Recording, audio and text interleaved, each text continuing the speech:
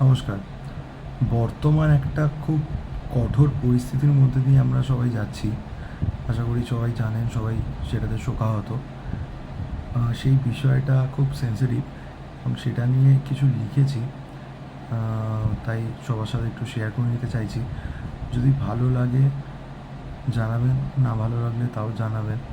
একটু চেষ্টা করলাম কিছু লেখার, মনের কথা প্রকাশ করার। সবাই নিজের মতন করে নিজের কথা বলছেন। একটু আলটিমেট লাভ তাতে কিছু হবে কি হবে না সেটা আমাদের কারোরই জানা নেই।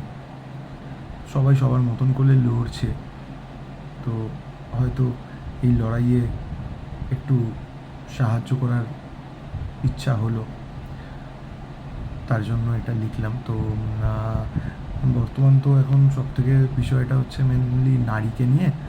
তো এই লেখাটা নারী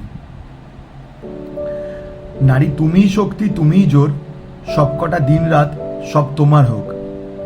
সেই রাতে ব্যথায় তুমি করেছো আর্তনাদ, ভয়ঙ্কর দানবগুলো করেছে নোংরা নাচ।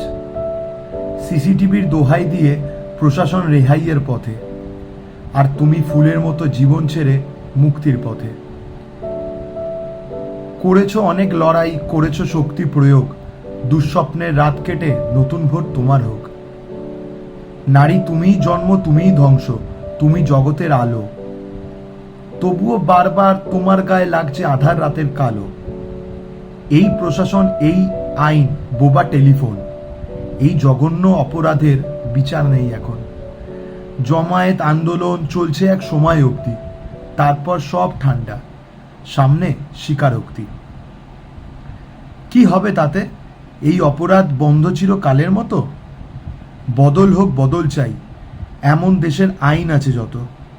নারী তুমিই শক্তি, তুমিই জোর, সবকটা দিন রাত সব তোমার হোক, সব তোমার হোক।